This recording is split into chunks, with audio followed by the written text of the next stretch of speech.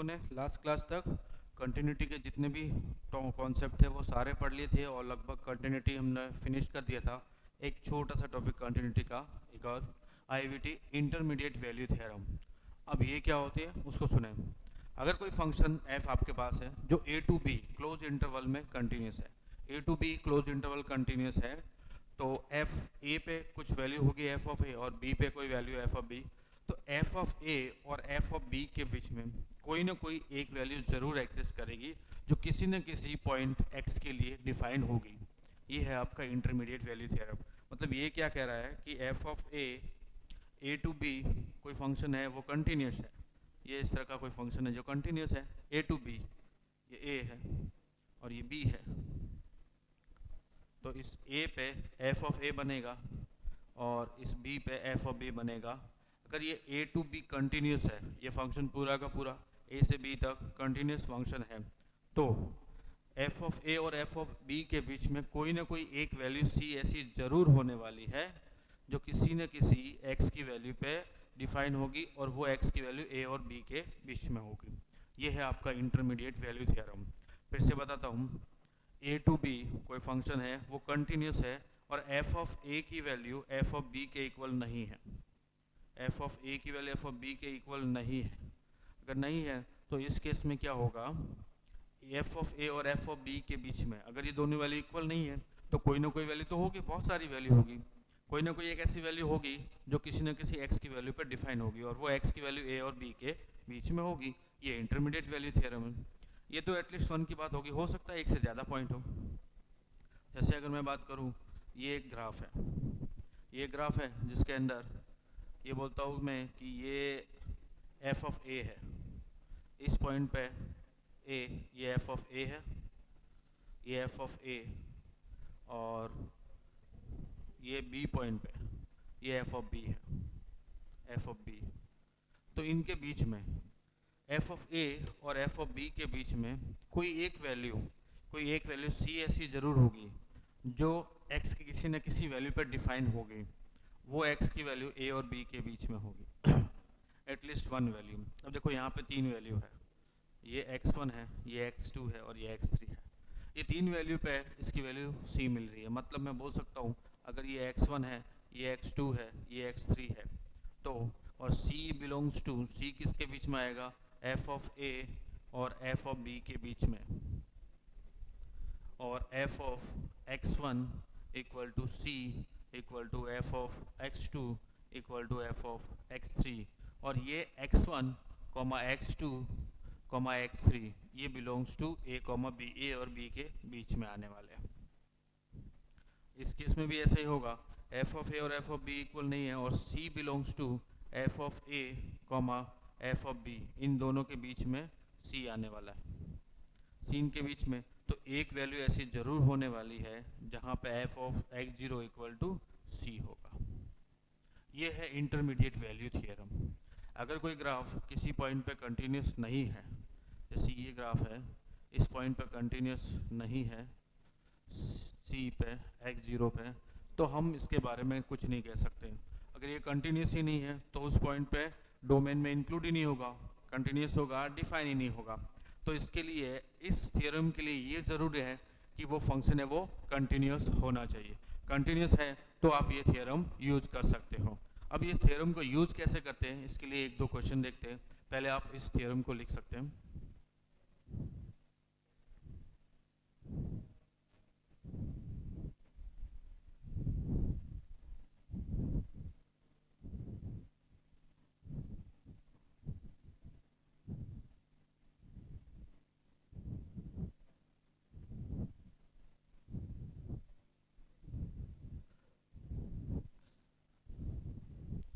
देखिए क्वेश्चन पूछा है, show that the function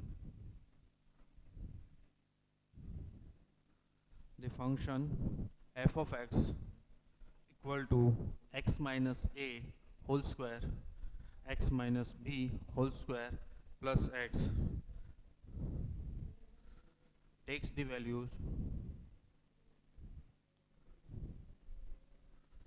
takes the value a plus b by 2 for some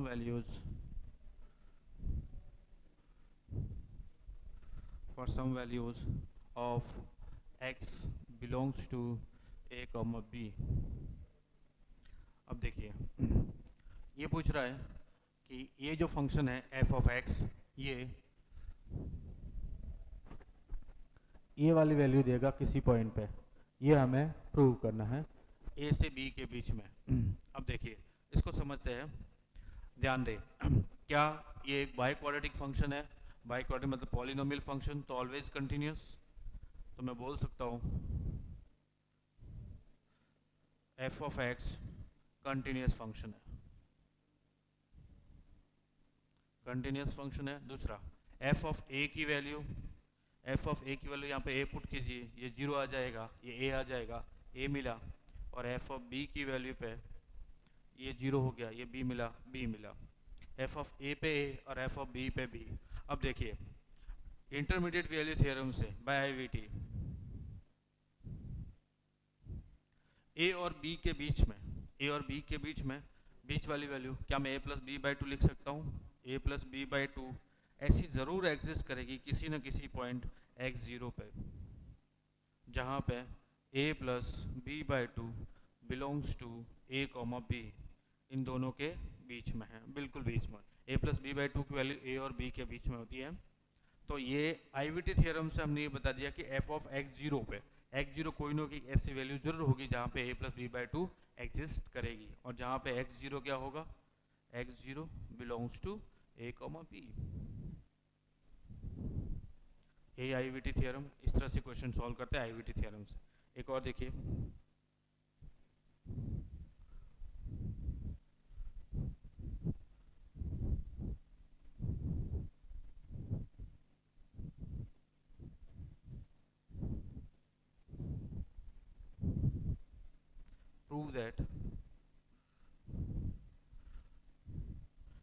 prove that x to the power 2014 plus 1 upon 1 plus sin square x is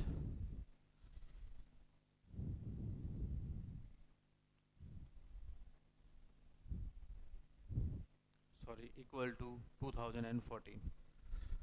ये हमें prove करना है। देखिए इस तरह के क्वेश्चन को हम लोग कैसे सॉल्व करेंगे। सबसे पहले तो देखो फंक्शन हम f ऑफ x लेट कर लेते हैं। f ऑफ x फंक्शन है x as to 2014 plus 1 upon 1 plus sine square x। ध्यान दीजिए क्या ये पॉलिनोमियल फंक्शन है, कंटिन्यूस होगा क्या? 1 plus sine square x trigonometric function जो always continuous, 1 plus sine square x continuous, 1 upon 1 plus sine square x continuous, क्योंकि इसकी वैल्यू कभी जीरो हो नहीं सकती। साइन स्क्वायर एक्स है वो कभी भी नेगेटिव 1 नहीं हो सकता, तो इसकी जीरो नहीं हो सकती, तो ये भी कंटिन्यूस हुआ, ये भी कंटिन्यूस हुआ, और दो कंटिन्यूस फंक्शन का सम भी कंटिन्यूस। तो f ऑफ x है वो कंटिन्यूस फंक्शन हो गया, f of x is continuous function, ये कंटिन्यूस फंक्शन हो गया। अब देखिए इसको, ये तो कंटिन्यूस फंक्शन हो गया। अब ये क्या बोल रहा है, हमने लेट किया f of 0 x equal to 0 पे इसकी क्या वैल्यू बनेगी, x इक्वल टू 0 पे 0 plus 1 upon 1 plus 0 equal to 1। f of 2 पे वैल्यू देखते हैं, 2 की पावर 2014।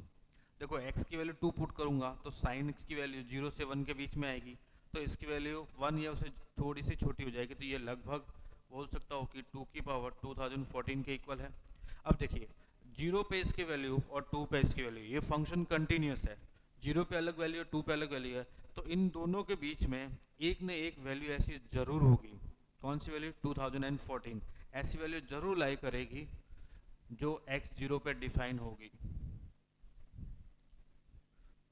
आईवीटी से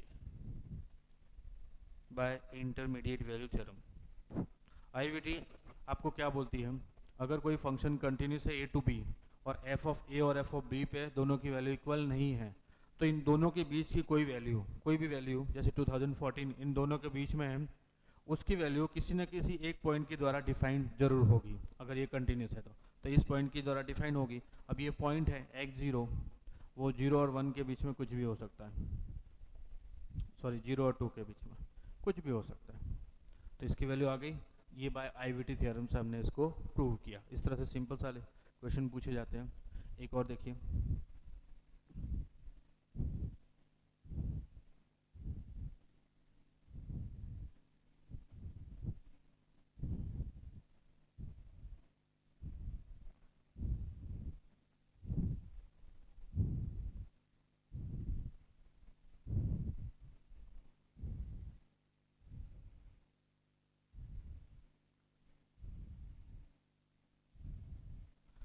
suppose that f of x is continuous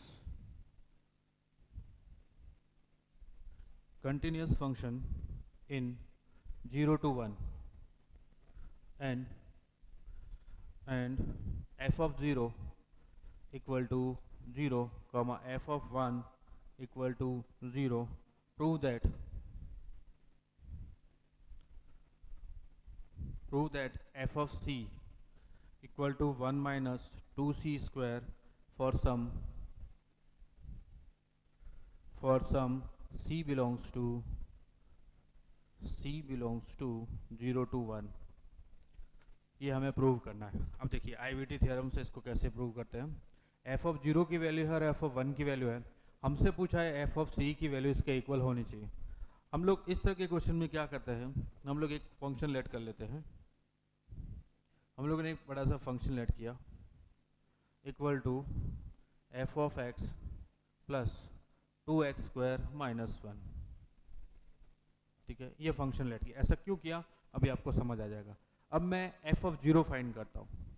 F of 0 क्या देगा मुझे, एफ ऑफ 0 पे इसकी value F of 0 plus 2 into 0 minus 1, तो एफ ऑफ 0 आ जाएगा, इसकी वैल्यू तो 0 ऑलरेडी गिवन है 0, ये 0 हो जाएगा माइनस 1 इक्वल टू माइनस 1। अब एफ ऑफ 1 ढूंढता हूँ, एफ ऑफ 1 आ जाएगा small f of 1 plus 2 into 1 square minus 1। अब f of 1 capital equal to f of 1 0 given है प्लस 2 माइनस 1 इक्वल टू 1।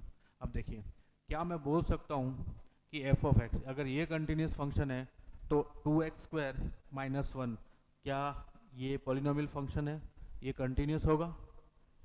और ये कंटिन्यूस हमको गिवन है, f of x is continuous, तो क्या मैं बोल सकता हूँ कि ये पूरा का पूरा है वो कंटिन्यूस फंक्शन है। तो F of x continuous function हो गया। अगर F of x continuous function है और हमको 0 और 1 पे वैल्यू दे रखी है, तो हमने 0 पे इसकी वैल्यू ढूंढ ली और 1 पे वैल्यू ढूंढ ली, माइनस 1 और 1 आ रही है, ये दोनों अलग अलग वैल्यू है, इक्वल नहीं है। तो क्या मैं बोल सकता हूँ कि इन दोनों के बीच में माइनस 1 और 1 के बीच में एक वैल्यू ऐसी जरूर होगी जो किसी न किसी एक्स पे डिफाइन हो होगी, वो वैल्यू क्या होगी 0। F of x not equal to 0, ये वैल्यू जरूर लाई करेगी by IVT intermediate value theorem से।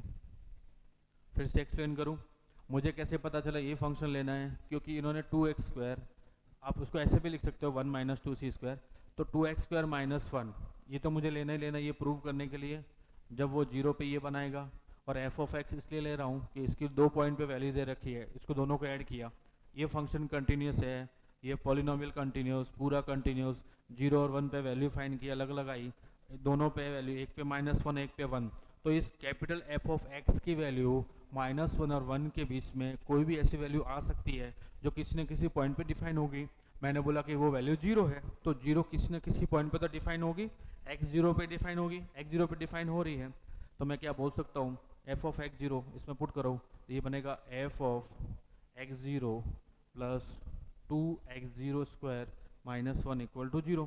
अब x 0 की जगह मैं c लिख सकता हूँ, इन्होंने c दे रखा है तो मैं c लिख देता हूँ, c और ये c, ये 0 हो जाएगा, तो एफ ऑफ c यहाँ से कितना मिलेगा इक्वल टू, ये उधर चला जाएगा 1 माइनस 2c स्क्वायर, जहाँ पे c क्या है, c बिलोंग्स टू 0 से 1, 0 और 1 पे इनने चेक किया है, तो उसके बीच में कोई ना कोई वैल्यू ऐसी जरूर होगी जो इसको इस तरह से डिफाइन करेगी या उसकी वैल्यू 0 दे देगी। तो आईवीटी थ्योरम से इस तरह के क्वेश्चन हम लोग सॉल्व करते हैं। नेक्स्ट देखिए एक और अच्छा सा question.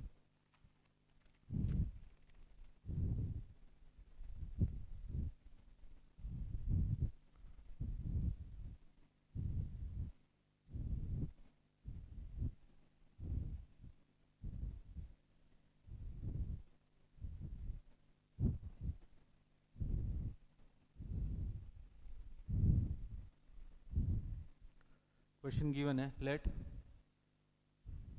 f of 0, 1 to 0, 1 be a continuous function, then prove that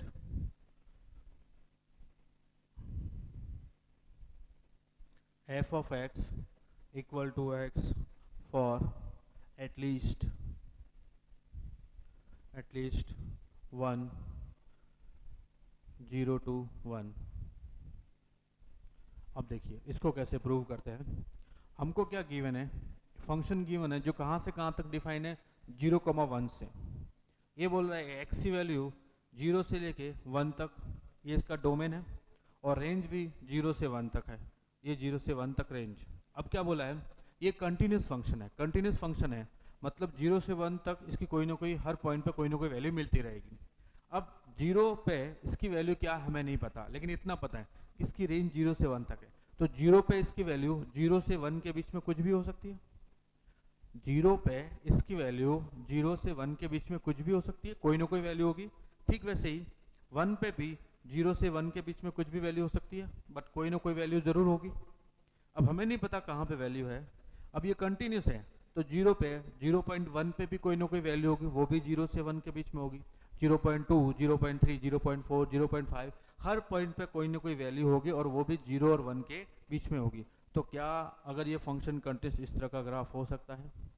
हो सकता है इस तरह का ग्राफ हो सकता है इस तरह का ग्राफ हो सकता है इस तरह का ग्राफ हो सकता है इस तरह का, किसी भी तरह का ग्राफ हो सकता है। बस आपको क्या ध्यान रखना है, 0 पे इसकी वैल्यू 0 से 1 के बीच में, 1 पे इसकी वैल्यू 0 से 1 के बीच में, और इसके बीच में जितने भी पॉइंट्स हैं हर पॉइंट्स पे इसकी वैल्यू 0 और 1 के बीच में, और ये कंटिन्यूस है, तो इस तरह का कोई ना कोई ग्राफ बनेगा। अब ये सारे ग्राफ ये जो y इक्वल टू एक्स वाली लाइन है, y इक्वल टू एक्स वाली लाइन, इसको मैं दूसरे कलर से बना देता हूँ, y इक्वल टू एक्स वाली लाइन, ये y इक्वल टू एक्स वाली लाइन को किसी ने एक पॉइंट पे तो कट करेगी करेगी। जैसे ये वाला कर्व है, इस पॉइंट पे कट कर रहा है, ये वाला इस पॉइंट पे, इस पॉइंट पे, इस पॉइंट पे, इस पॉइंट पे, इस पॉइंट पे, ये सारे कर्व किसी भी तरह से आप कर्व बनाओ, कम से कम एक पॉइंट पर तो कट करेगा ही करेगा। अब ये हो सकता है कि कोई कर्व ऐसा भी हो सकता है, यूं जाए तो वो 2 या 3 पॉइंट पर कट कर सकता है, लेकिन एटलीस्ट 1 पॉइंट पे तो कट करेगा ही करेगा। यही चीज़ वो ये कहना चाह रहा है कि अगर कोई फंक्शन 0 से 1 जिसका डोमेन है, उसकी रेंज भी 0 से 1 है, और वो कंटिन्यूस है, तो इसका जो ग्राफ बनाओगे तो वो कम से कम एक बार y इक्वल टू एक्स को, f of x equal to x को कम से कम एक पॉइंट पे इंटरसेक्ट जरूर करेगा। ये तो कॉन्सेप्चुअल बात हो गई। एक और अच्छा सा क्वेश्चन देखिए, जो आपको लगभग हर बुक के अंदर, कोई भी आप बुक सॉल्व करो, हर बुक में वो क्वेश्चन मिलता ही मिलता है, वो या उसके जैसा, और कई बार जेई में पूछा भी गया, कई बार। बहुत ही अच्छा क्वेश्चन है, कई बार पूछा जाता है। देखिए क्वेश्चन भी बहुत ही अच्छा है।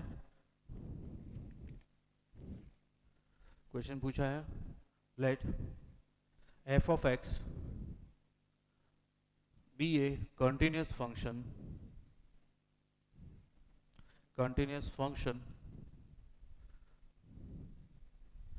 defined for x is less than equal to 3 greater than equal to 1 if f of x takes rational values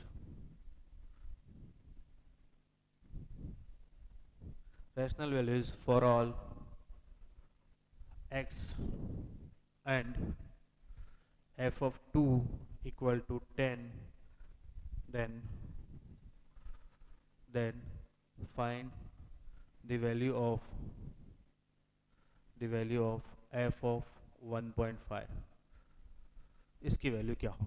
देखिए इस तरह की क्वेश्चन लगभग आपको हर बुक के अंदर, जो भी आप बुक सॉल्व कर रहे हो जेई के लिए, हर बुक के अंदर इस तरह की क्वेश्चन आपको मिलने वाले हैं।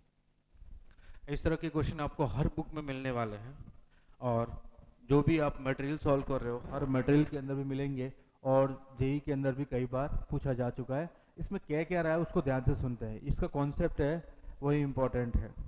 सॉल्यूशन में तो इतना कुछ खास नहीं, अगर आपको कॉन्सेप्ट समझ आ गया तो इससे रिलेटेड जितने भी क्वेश्चन है आप इजीली सॉल्व कर पाओगे। देखिए क्या बोल रहा है कि 1 से 3 तक फंक्शन है वो कंटिन्यूस है।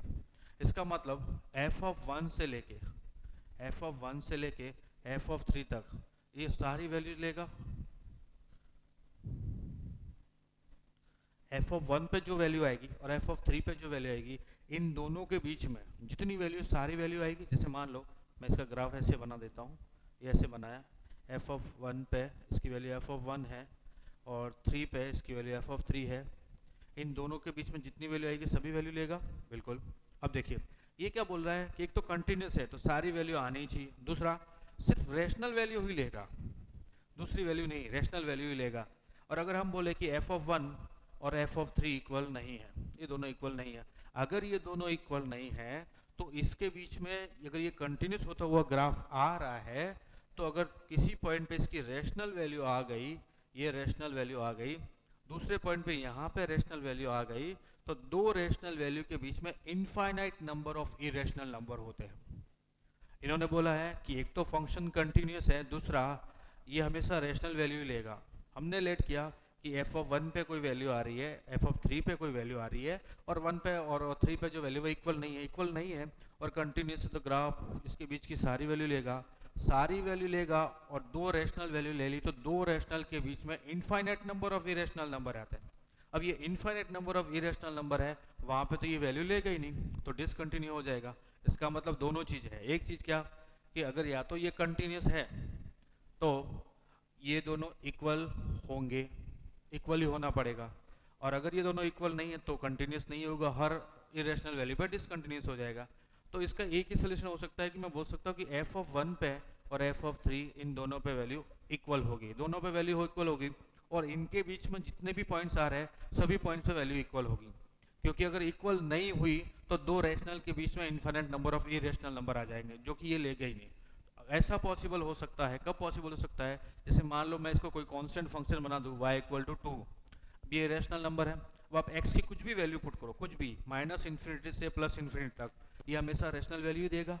और दूसरी चीज़ क्या, ये कभी भी डिसकंटिन्यूस नहीं हो रहा है। इसका मतलब एक ही कंडीशन पॉसिबल है, जब फंक्शन कंटिन्यूस भी हो और सिर्फ रेशनल वैल्यू लो, कि वो कांस्टेंट फंक्शन होगा। अगर कांस्टेंट फंक्शन है तो f ऑफ 2 पे जो वैल्यू है इसकी 10, वही f ऑफ 1.5 पे भी हो जाएगी 10, हर पॉइंट पे यही वैल्यू मिलेगी। इस तरह के कॉन्सेप्ट पे क्वेश्चन बहुत सारे पूछे जाते हैं, पूछे भी गए। चलिए तो आपका ये टॉपिक भी खत्म हुआ। आज हम स्टार्ट करते हैं डिफरेंशिएबिलिटी, नया टॉपिक डिफरेंशिएबिलिटी।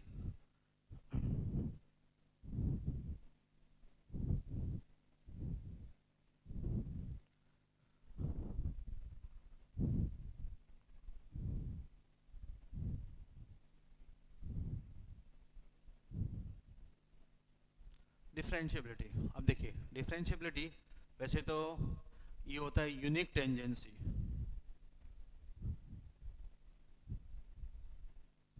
यूनिक टेंजेंसी का मतलब only one tangent, only one tangent, only one tangent. अब देखिए डिफरेंशिएबिलिटी का मतलब है डिफरेंशिएशन होने की एबिलिटी। मतलब ये करूँ कि कोई फंक्शन किसी पॉइंट पे डिफरेंशिएशन है या नहीं है, वो उस पॉइंट पे फंक्शन डिफरेंशिएबल होने के एबल है या नहीं है, उसकी एबिलिटी है उस पॉइंट पे डिफरेंशिएट होने की, उसको हम बोलते हैं डिफरेंशिएबिलिटी। तो हम डिफरेंशिएबिलिटी में ये बताने वाले हैं कि उस पॉइंट पे फंक्शन डिफरेंशिएबल होगा या नहीं होगा। अब वो कैसे चेक करेंगे, वो क्या होता है, डिफरेंशिएबल कब होता है कब नहीं होता, वो सारी चीज़ें हम लोग डिफरेंशिएबिलिटी के अंदर पढ़ेंगे। जब डिफरेंशिएबिलिटी पढ़ लेंगे फिर हम डिफरेंशिएशन पढ़ेंगे, क्योंकि डिफरेंशिएबिलिटी ये बताती है हमको कि उस पॉइंट पे, पर्टिकुलर पॉइंट पे वो फंक्शन या किसी इंटरवल के अंदर वो फंक्शन डिफरेंशिएबल हो सकता है या नहीं हो सकता। अगर हो सकता है तो उसका डिफरेंशिएशन फिर हम लोग करते हैं, नहीं होता है तो नॉट डिफरेंशिएबल। अब देखिए डिफरेंशिएबिलिटी की दो तरह की मीनिंग होती है इसकी। एक तो होती है ज्योमेट्रिकल मीनिंग,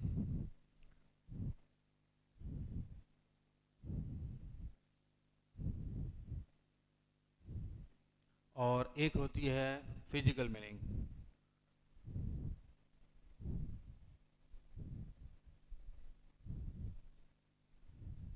फिजिकल मीनिंग जो आप फिजिक्स में पढ़ते हैं, ये वाली डिफरेंशिएबिलिटी की ये वाली जो मीनिंग है जो आप फिजिक्स में पढ़ोगे, इसको बोलते हैं instantaneous, instantaneous rate of change, rate of change of F of x. किसी फंक्शन की किसी इंस्टेंट टाइम पे रेट ऑफ चेंज, वो होता है डिफरेंशिएबिलिटी। ये हम लोग फिजिक्स में पढ़ेंगे। ज्योमेट्रिकल मीनिंग ये बोलता है, ज्योमेट्रिकल मीनिंग के अंदर डिफरेंशिएबिलिटी का मतलब होता है slope of tangent, slope of tangent at x equal to a if it is exist। इसका मतलब क्या? डिफरेंशिएबिलिटी का सीधा सा मतलब है कोई फंक्शन के डिफरेंशिएबल होने की एबिलिटी, डिफरेंशिएशन होने की एबिलिटी। और डिफरेंशिएशन का मतलब होता है कि यूनिक टेंजेंट।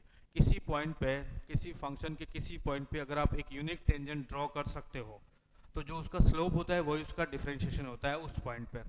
ये है डिफरेंशिएशन। तो डिफरेंशिएशन का सीधा सा मतलब टेंजेंट का स्लोप उस पॉइंट पे, वो डिफरेंशिएशन होता है। अगर आप टेंजेंट ड्रॉ नहीं कर पा रहे हो तो डिफरेंशिएबल नहीं होगा।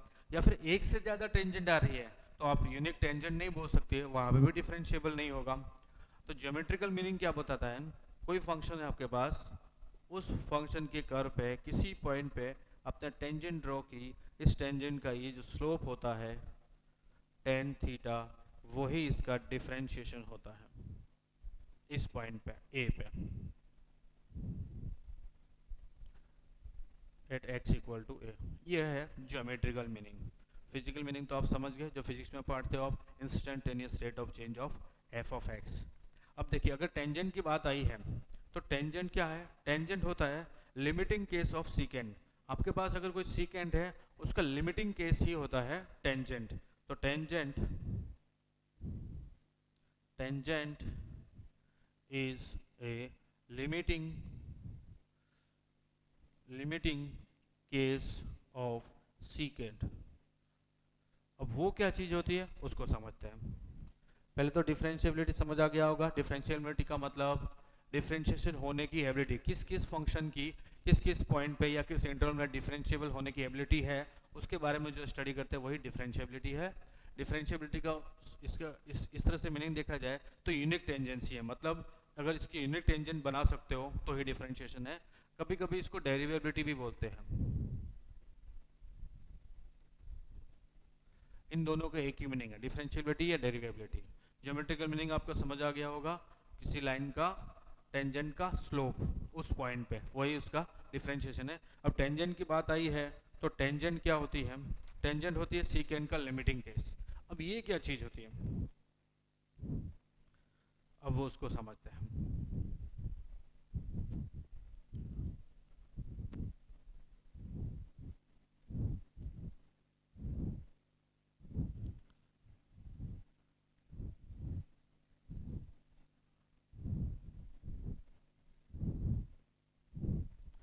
अब देखिए मैं बनाता हूँ, एक कर्व बनाता हूँ, ये एक कर्व है।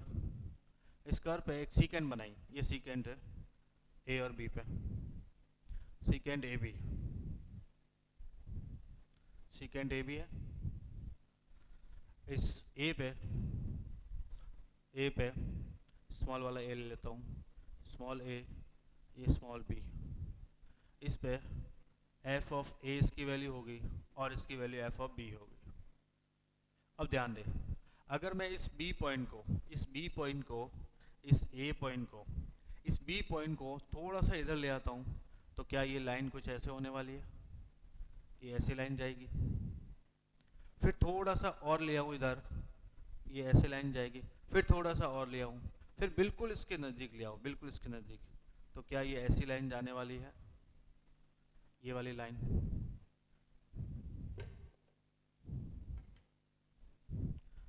देखिए ये मैं बना देता हूँ इस पॉइंट पे,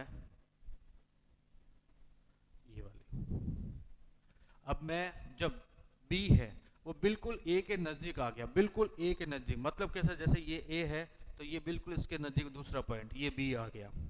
जब B को मैं इसको यहाँ से मूव कराते कराते कराते कराते A के नज़दीक ले आऊँगा, बिल्कुल A के नज़दीक, मतलब यही मान लो लगभग A ही है, लगभग A ही है, उस केस में ये जो सीकेंट है वो क्या बन जाएगी, इसकी टेंजेंट। तो क्या मैं बोल सकता हूँ कि secant AB, limiting case of secant AB, limiting case of, limiting case of secant AB equal to tangent of f of x at a। क्या ये समझ आया? जब b को मैं a के नज़दीक ले आता हूँ, जब b टेंस टू a होगा तो ये जो सीकेंट है वो बिकम्स क्या हो जाएगी, टेंजेंट बन जाएगी। तो अब समझ आया लिमिटिंग केस क्या हुआ। लिमिटिंग केस का मतलब होता है जो सीकेंट होती है उसके एक पॉइंट को मूव कराते कराते किसी दूसरे पॉइंट के नज़दीक ले जाओ तो जो सेकेंड है वो टेंजेंट बन जाती है।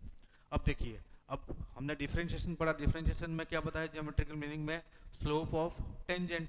अब ये टेंजेंट है, अब इसका स्लोप, तो पहले तो ये क्या थी, सीकेंट थी, अब सीकेंट ए बी का स्लोप, स्लोप देखिए slope of secant a b वो क्या होगा, टेन थीटा ले लेता हूँ, tan theta equal to f of b. ये देखिए ये जो डिस्टेंस है, ये डिस्टेंस कितनी हुई आपके, f of b minus f of a हुई, और इन दोनों के बीच की ये डिस्टेंस बी माइनस ए हुई। तो टेन थीटा, अगर ये एंगल थीटा है, थीटा, तो टेन थीटा हुआ f of b minus f of a upon b minus a. लेकिन ये तो स्लोप किसका हुआ, सीकेंट का स्लोप हुआ, हमें टेंजेंट का स्लोप चाहिए। तो टेंजेंट है क्या, लिमिटिंग केस। तो अगर मैं इसको लिमिट लगा देता हूँ तो slope of tangent at a क्या हो जाएगा, limit of b tends to a, b है वो a के नज़दीक आ जाएगा, तो f of b minus f of a upon b minus a, ये जो स्लोप है वो किसका हो जाएगा, टेंजेंट का स्लोप। तो इस पॉइंट पे फंक्शन का स्लोप या उसका डिफरेंशिएशन f डैश a जो होता है वो होता है limit of b tends to a f of b minus f of a upon b minus a। ये है आपका डिफरेंशिएबिलिटी या डेरिवेबिलिटी। सीकेंट का लिमिटिंग केस, सीकेंट का लिमिटिंग केस टेंजेंट होता है, तो हम लोगों ने यहाँ पे लिमिट डाल दी, सीकेंट का स्लोप निकाला, उस पर लिमिट डाल दी, अब ये टेंजेंट होगी तो ये स्लोप भी टेंजेंट का हुआ। ये है डिफरेंशिएशन ए का। किसी फंक्शन के किसी पॉइंट पे डिफरेंशिएबिलिटी का मतलब होता है उस पर अगर आप टेंजेंट ड्रॉ करो, उस टेंजेंट का स्लोप, ये टेंजेंट का स्लोप है और यही इस पे डिफरेंशिएशन है। अब देखिए डिफरेंशिएबिलिटी कब पॉसिबल है या नहीं है, ये तो आपने फाइंड कर लिया, लेकिन क्या ऐसा हो भी सकता है या नहीं, क्योंकि कुछ लोग बोलेंगे सर आपने ये तो इस सेकंड को बनाया, क्या मैं यहाँ पे कोई सेकंड लेके इसको नहीं बना सकता?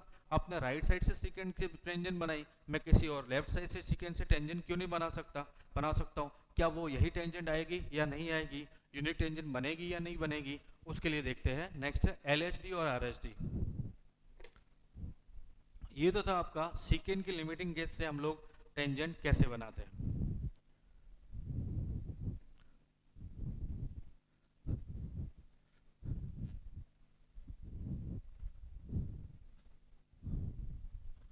ध्यान दीजिएगा, ये बहुत ही इंपॉर्टेंट डेफिनेशन है डिफरेंशिएशन की। ये हम डिफरेंशिएशन पढ़ेंगे वहाँ भी बहुत काम आएगी और अभी भी बहुत काम आने वाली है। डिफरेंशिएशन के अंदर ये वाली डिफरेंशिएशन की जो डेफिनेशन ये बहुत काम आएगी, ये जो फॉर्मूला हमने फाइंड किया।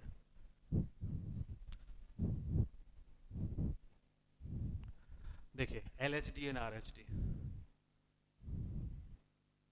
अब ये दोनों क्या चीज़ है उसको समझते हैं, ग्राफ के थ्रू समझने की कोशिश करते हैं।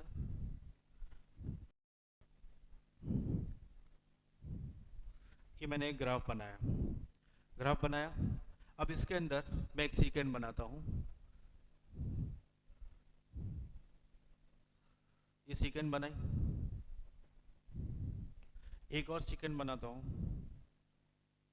ये सीकेंड बनाई।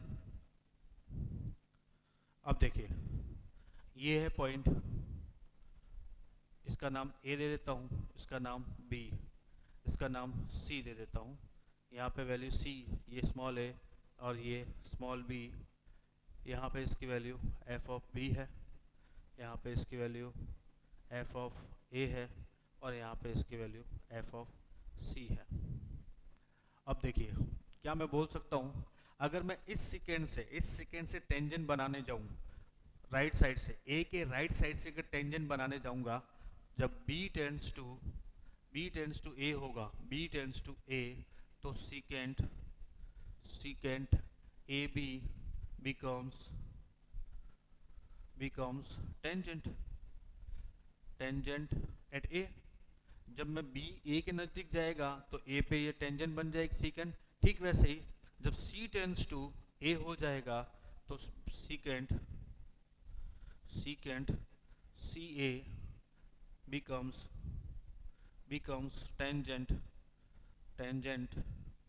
Tangent at a. अब देखिए इधर ए के राइट साइड में एक सीकेंट थी, उससे आपने उसको लिमिटिंग केस बना के टेंजेंट बना दी। ए के लेफ्ट के साइड में एक सीकेंट थी, उसको लिमिटिंग केस बना के आपने टेंजेंट बना दी।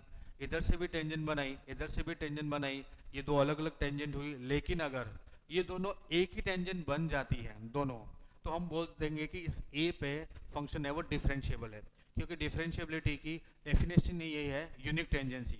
अगर यूनिक टेंजेंट बनती है तो ये हम बोलेंगे डिफरेंशिएबल है, अगर ये अलग अलग टेंजेंट बनती है तो डिफरेंशिएबल नहीं होगा। अब देखिए इसको आगे समझते हैं। अगर मैं इस b को मूव कराऊँ इधर की तरफ, अगर मान लो ये लाइन आती है, या फिर ये b यहाँ पे आके ऐसे बन जाता है, ये आ गया, जब b टेंड्स टू a हो गया। अब यहाँ से इस c को मूव कराता हूँ, अगर ये c यहाँ पे आ जाता है तो ये ऐसे बन जाएगी सीकेंट, ये c यहाँ पे आके बिल्कुल यहाँ आ जाता है ये c, तो क्या मैं बोल सकता हूँ ये लाइन आ जाएगी, यही लाइन। ये तो हो गई आपके ए बी वाली टेंजेंट, और ये वाली हो गई आपके सी ए वाली टेंजेंट। ये ए सी वाली, ए बी वाली और ये ए सी वाली, एक ये टेंजेंट हो गई और एक ये टेंजेंट हो गई, ये टेंजेंट हो गई।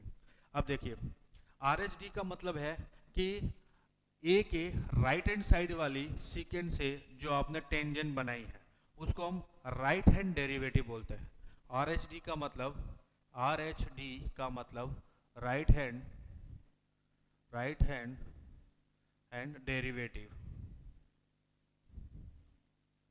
और एल एच डी का मतलब लेफ्ट हैंड डेरिवेटिव।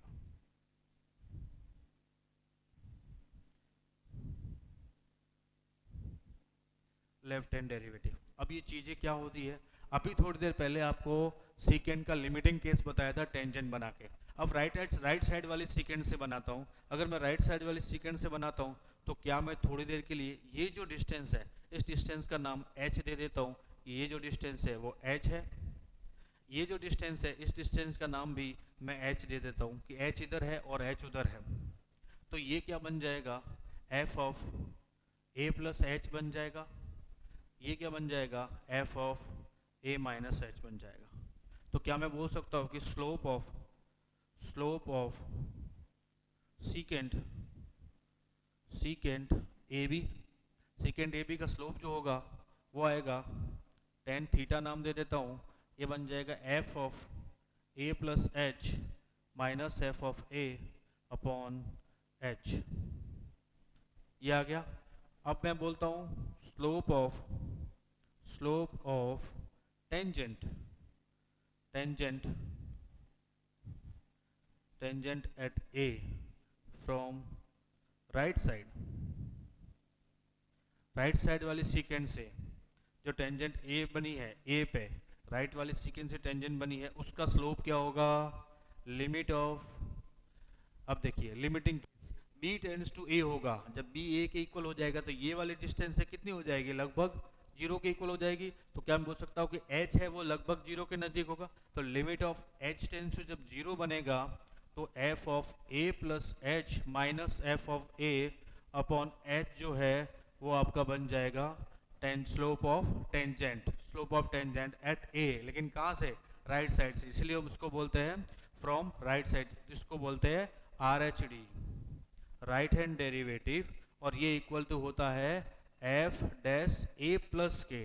अब देखिए एफ डैश ए का मतलब फंक्शन एफ ऑफ एक्स का ए पे डेरिवेटिव, प्लस का मतलब होता है कि हम राइट साइड वाली सीक्वेंस से टेंजेंट बना रहे हैं उसका स्लोप, इसलिए इसको बोलते हैं राइट हैंड डेरिवेटिव। ये आ गया एफ डैश ए प्लस। अब हम क्या करते हैं, लेफ्ट हैंड साइड वाली सीक्वेंस से जो टेंजेंट बना रहे हैं उसका स्लोप देखते हैं। तो ये बन जाएगा, नेक्स्ट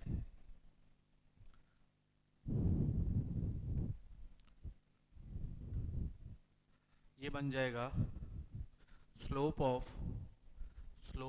ऑफ सीकेंट ए सी, ये बन जाएगा एफ ऑफ, देखिए इन दोनों का डिफरेंस, ये f of a minus h है, ये एफ ऑफ ए, ये डिफरेंस आएगा f of a minus h, और ये डिफरेंस तो एच है ही, f of a minus f of a minus h upon h, ये आ गया। अब हम बात करते हैं स्लोप ऑफ टेंजेंट कहाँ पे, at a from left side मतलब लेफ्ट वाली सीक्वेंस से जो टेंजेंट बनी है उसका स्लोप, तो c टेंस टू ए हो जाएगा। जब c टेंस टू ए हो जाएगा तो h टेंस टू 0 हो जाएगा, तो limit of h tends to 0, ये बन जाएगा f of a minus h upon h। किसी बुक में इसको उल्टा लिखा है, f of a minus h minus f of a upon minus h लिखा है, आप ऐसे भी लिख सकते हो। हमने सिर्फ इतना ध्यान रखा है कि इस राइट हैंड साइड में f of a plus h बड़ा होता है f ऑफ a से, तो इस बड़े में से छोटे को माइनस किया अपॉन h, यहाँ पे f ऑफ a बड़ा होगा a माइनस h से, इस बड़े में से छोटे को माइनस किया अपॉन h, तो ये बन गया आपका आ। अब इसको क्या बोलेंगे, क्योंकि इसको लेफ्ट साइड वाली सीक्वेंस से बनाया टेंजेंट, इसलिए इसको बोलते हैं लेफ्ट हैंड डेरिवेटिव LHD, और ये होता है f डैश a माइनस। अब यहाँ पे देखिए f डैश मतलब डिफरेंशिएशन किसका, f ऑफ x का, कहाँ पे, a पे, और माइनस मतलब लेफ्ट साइड वाली सीक्वेंस से टेंजेंट बनाया उसका स्लोप है। अब देखिए अगर ये दोनों अलग अलग टेंजेंट बनती है तो LHD और RHD अलग होगा और दो टेंजेंट बन जाएगी। अगर किसी पॉइंट पे दो टेंजेंट बनती है तो वो फंक्शन है वो नॉन डिफरेंशिएबल होता है, लेकिन अगर ये दोनों इक्वल आ जाता है LHD और RHD तो हम बोलेंगे कि उस पॉइंट पे फंक्शन है वो डिफरेंशिएबल है। अब डिफरेंशिएबिलिटी की बात करते हैं, ये तो था LHD RHD, नेक्स्ट डिफरेंशिएबिलिटी देखिए।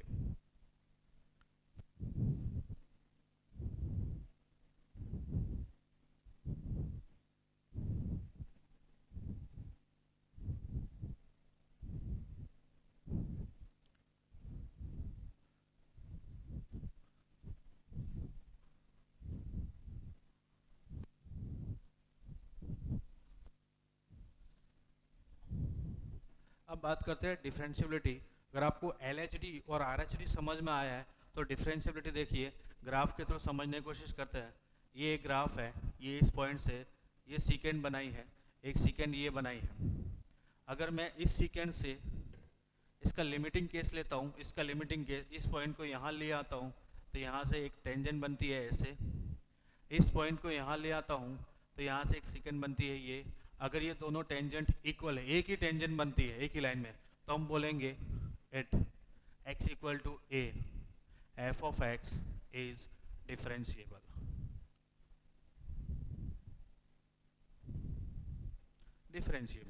इस केस में क्या होगा, LHD इक्वल टू RHD और इनकी कुछ ना कुछ फाइनाइट वैल्यू होनी चाहिए, फाइनाइट वैल्यू। अगर ऐसा है तो function is differentiable at x equal to a। तो at x equal to f of x is differentiable if LHD equal to RHD और इसकी कुछ फाइनाइट वैल्यू होनी चाहिए। LHD का मतलब मैं लिख देता हूँ limit of h tends to 0 f of a minus h upon h equal to limit of h tends to 0 f of a plus h minus f of a upon h। इसको बोलते हैं F dash a minus, इसको बोलते हैं F dash ए plus. ये इसका differentiability का concept है। अगर ये है तो फंक्शन इज डिफरेंशिएबल। और इन दोनों की वैल्यू को हम एफ ऑफ ए के इक्वल लिखते हैं, एफ डैश ए के इक्वल। क्यों लिखते हैं? कि इन दोनों की वैल्यू तो इक्वल है। इसकी वैल्यू लिखो चाहे इसकी वैल्यू लिखो, एफ डैश ए की इक्वल हो जाएगी। फंक्शन एफ ऑफ एक्स ए पे डिफरेंशिएशन है और ये है उसकी डिफरेंशिएशन की वैल्यू।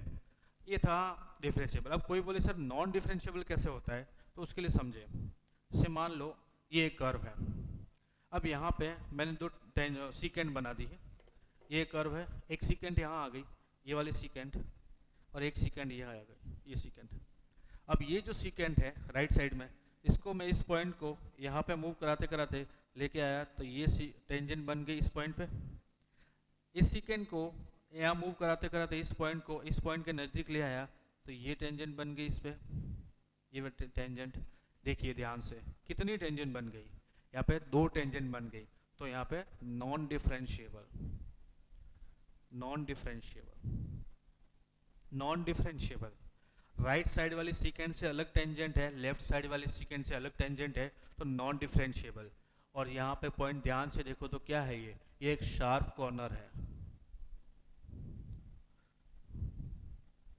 तो ध्यान देना, जब भी शार्प कॉर्नर बनता है कहीं पे भी, वहां पे फंक्शन नॉन डिफरेंशिएबल होता है। इसीलिए हम लोग बोलते हैं मॉडुलस ऑफ एक्स। ये मॉडुलस एक्स का ग्राफ है, ये कोई शार्प कॉर्नर बन रहा है, इन पॉइंट्स पे फंक्शन है नॉन डिफरेंशिएबल। क्यों? ये मॉडुलस ऑफ एक्स का ग्राफ है। देखिए अगर आप यहाँ पे टेंजेंट बनाओगे तो ये टेंजेंट बनेगी, यहाँ पे टेंजेंट बनाओगे ये टेंजेंट, दोनों अलग अलग टेंजेंट, दो अलग अलग टेंजेंट एक ही पॉइंट पे, नॉन डिफरेंशिएबल। डिफरेंशिएबल होने के लिए सिर्फ यूनिक टेंजेंट चाहिए, चाहे आप लेफ्ट साइड वाली सीकेंस से बनाओ चाहे वाले राइट साइड वाली सीकेंस से बनाओ, दोनों की अगर टेंजेंट का स्लोप इक्वल आ रहा है तो हम बोलेंगे कि वो डिफरेंशिएबल है। ये डिफरेंशिएबिलिटी और नॉन डिफरेंशिएबिलिटी LHD RHD हो गया। अब इससे आगे बढ़ते हैं।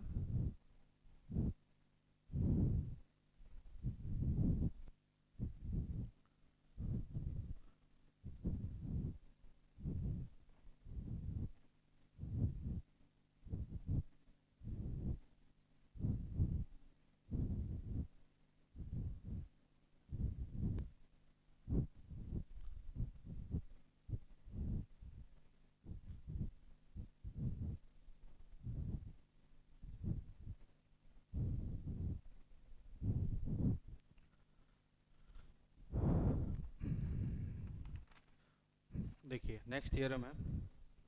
थियरम क्या कह रही है? थियरम देखिए, मैंने आपको 11th क्लास में बताया था आप लिमिट की ज़्यादा से ज़्यादा प्रैक्टिस करो। लिमिट बहुत काम आती है। क्यों काम आती है? मैंने बताया था कि अगर लिमिट एग्जिस्ट करती है तो फंक्शन कंटिन्यूस हो सकता है। कंटिन्यूटी के लिए आपको लिमिट की ज़रूरत पड़ेगी। ठीक वैसे ही डिफरेंशिएबिलिटी के लिए आपको कंटिन्यूटी की ज़रूरत पड़ेगी। अगर लिमिट एग्जिस्ट करती है तो कंटिन्यूस हो सकता है, कंटिन्यूस है तो डिफरेंशिएबल हो सकता है, अगर डिफरेंशिएबल है तो कंटिन्यूस होगा ही होगा, कंटिन्यूस है तो लिमिट एग्जिस्ट करेगी ही करेगी।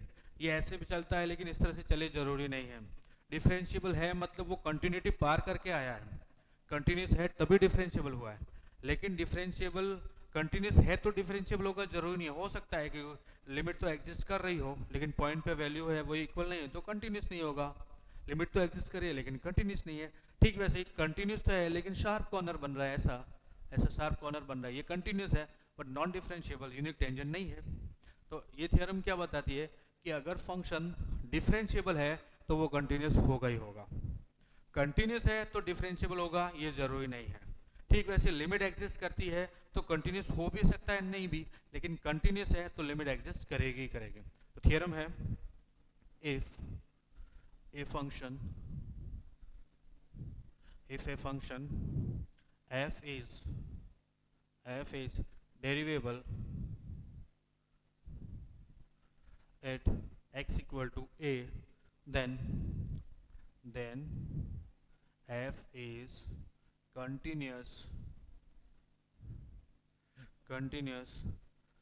at x equal to a। अब देखिए डेरिवेबल है तो कंटिन्यूस होगा। अब इसको प्रूव करते हैं। देखिए क्या है इसका प्रूफ क्या बोलता है? प्रूफ ये बोलता है कि डेरिवेबल मतलब इसका डिफरेंशिएशन होगा f डैश x वो क्या होगा, सॉरी एफ डैश ए, वो होगा limit of h tends to 0 f of a plus h minus f of a upon h. अब आप बोलेंगे सर आपने राइट हैंड डेरिवेटिव ही क्यों लिखा? मैंने बताया था अगर किसी पॉइंट पे फंक्शन डिफरेंशिएबल है तो उसका एल एच डी और आर एच डी दोनों इक्वल होंगे, तो दोनों में से कोई भी एक ले लो, दोनों की वैल्यू तो इक्वल है। हमने ये ले लिया, ये होगा अगर डिफरेंशिएबल है और इसकी कुछ ना कुछ फाइनाइट वैल्यू आएगी, क्योंकि डिफरेंशिएबल है, पहले ही बोल दिया इन्होंने कि डिफरेंशिएबल है मतलब कुछ ना कुछ फाइनाइट वैल्यू है। अब ध्यान से देखो, अगर मेरे पास कोई फंक्शन है f of a plus h minus f of a, क्या मैं इसको ऐसा लिख सकता हूँ f of a plus h minus f of a? बिल्कुल लिख सकते, एक ही तो चीज़ है, ये दोनों इक्वल है ही ना। अब दोनों साइड लिमिट लगा सकता हूँ, ये लिमिट लगाई, limit of h tends to 0, इधर भी limit of h tends to 0। अब इसमें मैंने क्या किया, h से डिवाइड और h से मल्टीप्लाई किया। ऐसा क्यों किया वो समझिए। इसकी वैल्यू तो आपके पास क्या है, f डैश a के इक्वल है, तो इसकी जगह तो मैं f डैश a लिख दूँ, ये लिखा f डैश a, और इनटू ये जो h है h, ये हो जाएगा limit of h tends to 0, limit of h tends to 0 h, ये बन जाएगा f डैश a कुछ finite value, f dash a कुछ फाइनाइट वैल्यू बन जाएगी, कुछ finite value into 0 equal to 0, ये 0 मिल गया। अब इधर देखिए ये क्या है, limit of h tends to 0, तो limit of h tends to 0 f of a plus h minus f of a equal to 0, तो limit of h tends to 0 f of a plus h equal to f of a। क्या मैं बोल सकता हूँ कि right hand limit और function की value point पे दोनों इक्वल है? ठीक वैसे ही अगर मैं यहाँ पे एल एच डी लेता हूँ LHD से, तो LHD से ये किसके इक्वल आ जाएगा, f of a minus h के, सॉरी LHD से ये आ जाएगा limit of h tends to 0 f of a minus h, ये आएगा फ्रॉम LHD, LHD से ये आ गया, RHD से ये आया तो LHD से ये आएगा। अब ये तीनों इक्वल हो गए, अगर ये तीनों इक्वल हो गए तो क्या मैं बोल सकता हूँ कि f of x is continuous at x equal to a, x equal to a पे f ऑफ x कंटिन्यूस हो गया, मतलब अगर फंक्शन डिफरेंशिएबल है तो फंक्शन कंटिन्यूस होगा ही होगा। ध्यान दीजिए, फंक्शन डिफरेंशिएबल है तो फंक्शन कंटिन्यूस होगा ही होगा, लेकिन अगर फंक्शन कंटिन्यूस है तो डिफरेंशिएबल होगा, इसकी कोई गारंटी नहीं है। अब इसको भी थोड़ा सा समझ लेते हैं, क्या कहना चाह रहा है।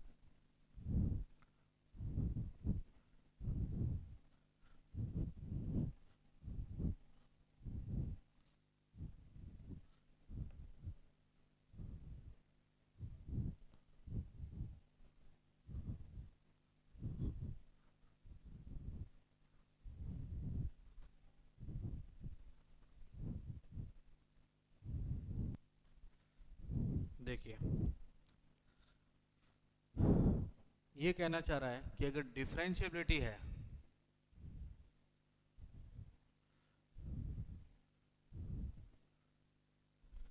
तो कंटिन्यूट होगा ही होगा, कंटिन्यूटी होगी, कंटिन्यूटी है तो डिफरेंशिएबिलिटी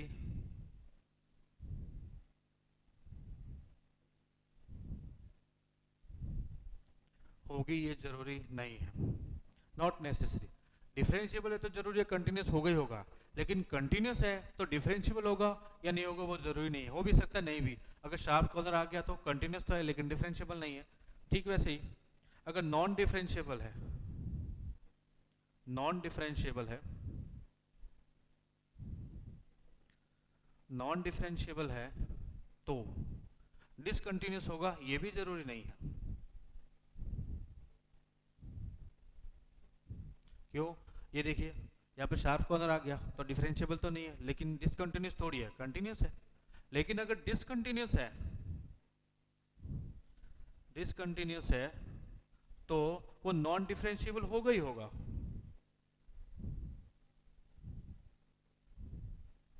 अब ये क्या चीज आ गई, देखिए अगर फंक्शन कहीं पे कंटिन्यूस नहीं है, ये यहाँ पे ब्रेक हो गया तो यहाँ पे डिफरेंशिएबल होगा ही नहीं, बिल्कुल नहीं होगा। क्या LHD क्या RHD, क्या सीकेंड बनाओगे और क्या टेंजेंट बनाओगे, कंटिन्यूस नहीं है तो डिफरेंशिएबल कभी नहीं हो सकता। दूसरा, कंटिन्यूस है तो डिफरेंशिएबल हो भी सकता है और नहीं भी। शार्प कॉर्नर आ गया तो नहीं, शार्प कॉर्नर नहीं आएगा तो डिफरेंशिएबल। अगर डिफरेंशिएबल है तो कंटिन्यूस होगा ही होगा, बिल्कुल होगा। अगर नॉन डिफरेंशिएबल है तो कंटिन्यूस डिसकंटिन्यूस होगा या नहीं होगा, कुछ नहीं कह सकते। लेकिन अगर डिसकंटिन्यूस है तो नॉन डिफरेंशिएबल होगा ही होगा। डिसकंटिन्यूटी में कभी भी डिफरेंशिएबल नहीं आ सकता। अब देखिए इससे थोड़ा सा आगे बढ़ते हैं।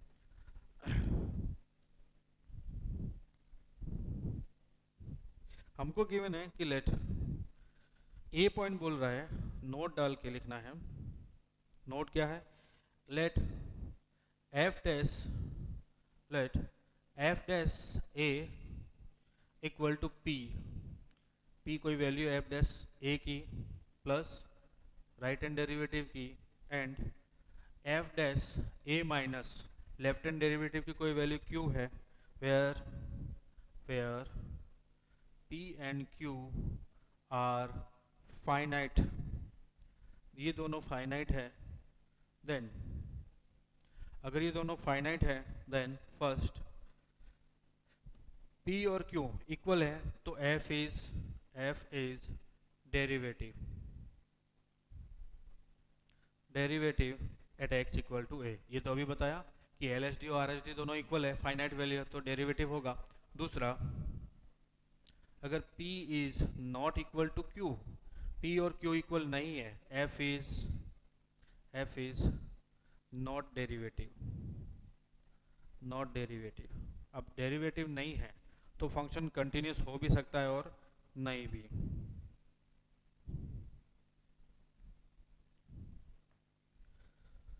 F may be continuous at x equal to a।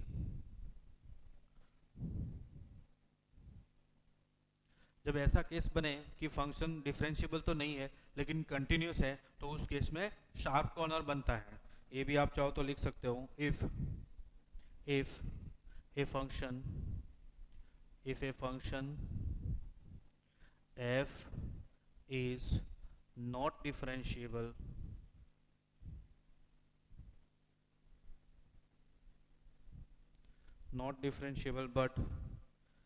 but is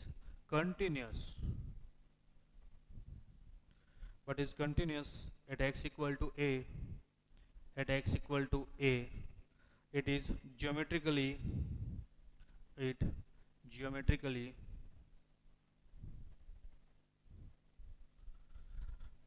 implies a sharp corner,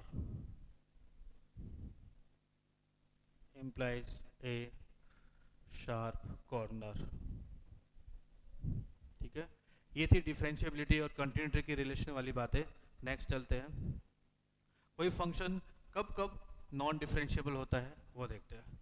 कोई फंक्शन डिफरेंशिएबल तो ठीक है, LHD और RHD होता है, इक्वल होता है, कुछ फाइनाइट वैल्यू होती है और दोनों इक्वल होते हैं तो डिफरेंशिएबल होता है। लेकिन कब कब नॉन डिफरेंशिएबल होगा, अब वो समझते हैं। ऐसे कौन कौन से केस है जहाँ फंक्शन है वो डिफरेंशिएबल नहीं होता है। तो उसके लिए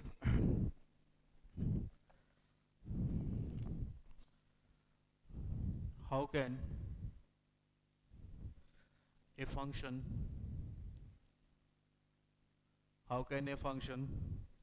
fail to be differentiable?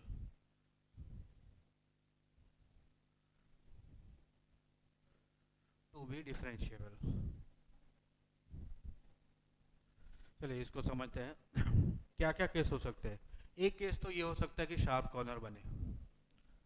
सीधा सा तरीका है, अगर शार्प कॉर्नर बनता है तो उस पॉइंट पर फंक्शन है वो नॉन डिफरेंशिएबल होता है। उसके बारे में अभी हमने बताया कि LHD और RHD दोनों की वैल्यू फाइनाइट तो होगी लेकिन इक्वल नहीं होगी, मतलब यूनिक टेंजेंट नहीं बनेगी, दो अलग अलग टेंजेंट बनेगी। और इस केस में जब अलग अलग टेंजेंट बनेगी, शार्प कॉर्नर बनेगा तो फंक्शन है वो नॉन डिफरेंशिएबल होगा। मैं ये थियरी जो है जहाँ का नॉन डिफरेंशिएबल है, ये थियरी मैं पूरी लिख देता हूँ, आप लोग अच्छे से इसको लिख दीजिए, क्योंकि नेक्स्ट टाइम जब सेकंड टाइम आप इसको रिवीजन करोगे देखोगे तो आप ये सारी बातें भूल चुके होंगे जो अभी मैं बता रहा हूँ।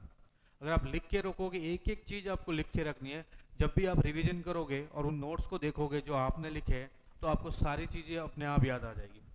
जो आपने उस टाइम पढ़ा था सारे कॉन्सेप्ट अपने आप को समझ आ जाएंगे कि ये क्यों लिखा था, इसका मतलब क्या था, सारी चीज़ें। लेकिन अगर आपने नहीं लिखा है तो उस टाइम सब कुछ भूल जाओगे। इसलिए ये सारी थ्योरी मैं लिखता हूँ, आप इसको लिख लीजिए। ए है पॉइंट, कब कब नॉन डिफरेंशिएबल होता है। ए पॉइंट है the function f of x is said to be non-differentiable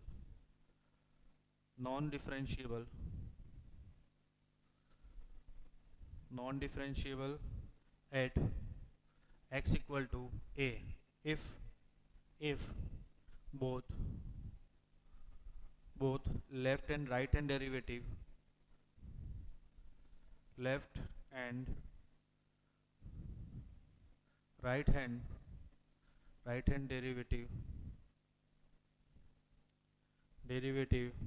exist but not equal मतलब दोनों LHD और RHD एग्जिस्ट तो है लेकिन दोनों की वैल्यू है वो इक्वल नहीं है। ऐसे केस में क्या होगा, फंक्शन नॉन डिफरेंशिएबल होगा। एग्जाम्पल के लिए f of x equal to modulus of x function.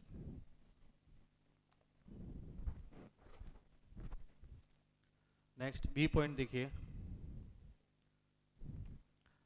Function non differentiable होगा कहाँ होगा, जहाँ पे डिसकंटिन्यूस है। एक केस तो समझ आ गया, शार्प कॉर्नर बन रहा है, LHD RHD एग्जिस्ट करती है, फाइनाइट लेकिन इक्वल नहीं है।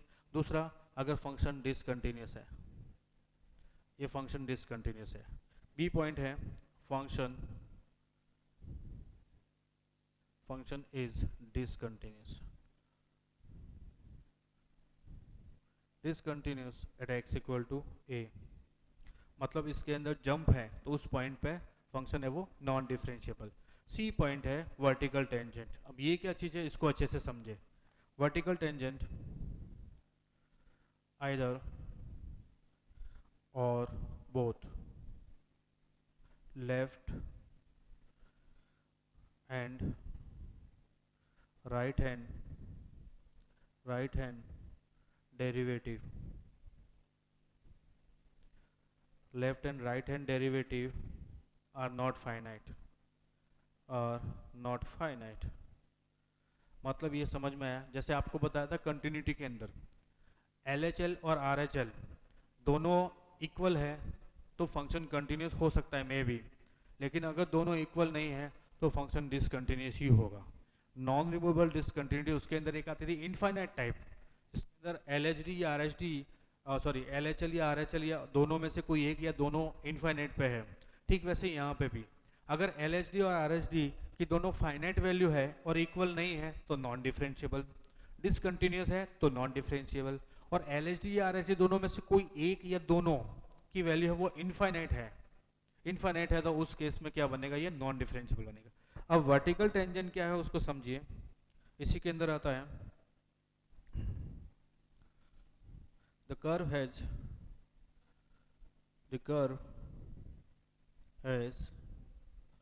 a vertical tangent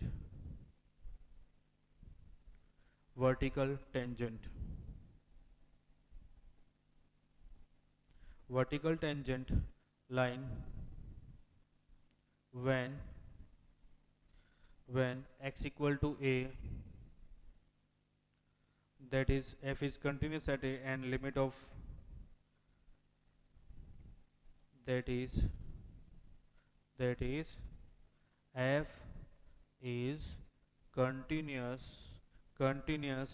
at a and limit of x tends to a f dash x equal to infinity. अब इसको समझिए वर्टिकल टेंजेंट को। वर्टिकल टेंजेंट का मतलब होता है, देखिए कुछ इस तरह का ग्राफ होता है, जैसे आपके पास ये ग्राफ है। अब यहाँ पे एक मैं टेंजेंट बनाता हूँ, ये मैंने टेंजेंट बना दी, ये वर्टिकल टेंजेंट। अब आप कहोगे कि सर ये तो इसको क्रॉस करके बाहर जा रही है, टेंजेंट कैसे हुई? नहीं, ऐसा नहीं है, ये टेंजेंट है। अब ध्यान दीजिए, कॉन्सेप्ट बताने जा रहा हूँ आपको ग्राफ के थ्रू। जब हम ग्राफ थियोरी पढ़ेंगे, जब हम 12th के जब आपकी रेगुलर क्लास स्टार्ट हो जाए तो हम ग्राफ थियोरी चैप्टर पढ़ेंगे, जिसके अंदर जितने भी तरह के ग्राफ पॉसिबल है, जीआईएफ का जितने भी तरह के ग्राफ, वो सारे के सारे ग्राफ पढ़ेंगे। अब ग्राफ के थ्रू बहुत सारे क्वेश्चन है वो सिंपल हो जाते हैं, जेई मेन और एडवांस के अंदर भी अगर आपको ग्राफ का अच्छा नॉलेज है तो बहुत सारे क्वेश्चन तो ऐसे ही सॉल्व हो जाते हैं। अब देखिए जैसे ये ग्राफ है, जैसे आपने ये ग्राफ बनाया, ऐसे आप ग्राफ जा रहे हो और यहाँ जाने के बाद ऐसे कैसे मुड़ोगे? हाथ को हम ऐसे नहीं मोड़ सकते, तो आपको हाथ को यूं मोड़ना पड़ेगा। तो जब भी कोई ग्राफ बनाते हुए आप ग्राफ में ऐसे चल रहे हो और हाथ को ऐसे घुमाना पड़े, यहाँ से यूं करना पड़े जिस पॉइंट पे भी, वहाँ पे फंक्शन नॉन डिफरेंशिएबल होता है। चाहे वो ऐसा ग्राफ हो या फिर चाहे वो, यहाँ बना देता हूँ, आप इसको पहले नोट कर लेना। यहाँ बना दो, चाहे ऐसा ग्राफ हो चाहे ऐसा ग्राफ हो। आप यहाँ से आ रहे हो, ये इस तरह से हाथ, और बाद में आपको यूं मोड़ के यूं करना पड़े। जहाँ पे भी ये हाथ यूं करके ऐसे करना पड़े या फिर यूं करके यूं करना पड़े, वहाँ पे नॉन डिफरेंशिएबल। अब वो समझिए वो क्या है। जैसे मान लो ये मैंने यूं किया हाथ, और यहाँ पे इस पॉइंट पे ये हाथ यूं किया हुआ है, और इस पॉइंट पे मैंने एक टेंजेंट बनाई है, ये टेंजेंट है। जैसे ही मैं हाथ को यूं करूंगा तो ये टेंजेंट इधर आ जाएगी। तो ये आपको ऐसा लग रहा है कि ये आर पार हो गई, नहीं, ये टेंजेंट घूम जाती है। जो पहले यूं जा रही थी फिर वो ऐसे हो जाती है, तो हमको लगता है ये आर पार हो, आर पार नहीं हुई, ये एक वर्टिकल टेंजेंट है। और जहाँ पे भी वर्टिकल टेंजेंट बनती है वहाँ पे फंक्शन नॉन डिफरेंशिएबल हो जाता है। वर्टिकल टेंजेंट का मतलब टेन थीटा 90 डिग्री, और 1090 नॉट डिफाइंड। तो इस पॉइंट पे जहाँ पे भी वर्टिकल टेंजेंट बनेगी किसी ग्राफ पे, किसी पॉइंट पे, वहाँ पे नॉन डिफरेंशिएबल, या यूं कहें एलएचडी और आरएचडी दोनों में से कोई एक या दोनों इन्फिनिटी पे जा रहे हैं, उस पॉइंट पे नॉन डिफरेंशिएबल। तो नॉन डिफरेंशिएबल कहाँ कहाँ हुआ?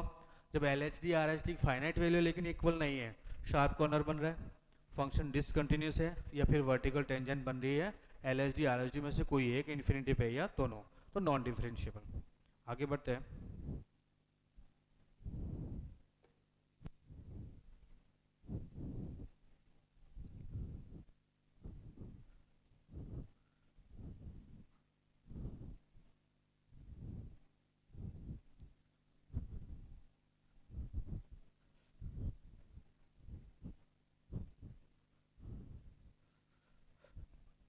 मैं कुछ ग्राफ बनाता हूँ, फिर आपको रिलेशन बताता हूँ एफ ऑफ एक्स और मॉडुलस एफ ऑफ एक्स का। एफ ऑफ एक्स और मॉडुलस एफ ऑफ एक्स, इनका एक रिलेशन समझाने के लिए मैं कुछ ग्राफ बनाता हूँ। ये y इक्वल टू एक्स का ग्राफ है, ये ग्राफ है y इक्वल टू एक्स का। ये है y equal to x minus one का ग्राफ, ये y equal to x minus one का ग्राफ, और y equal to x cube का ग्राफ, ये y equal to x cube का ग्राफ है। और एक और ग्राफ है जो आपकी बुक में दे रखा है, ये ऐसा ग्राफ है।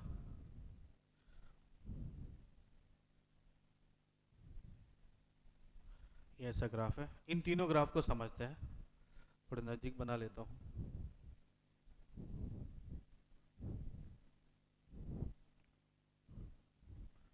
y equal to x minus one,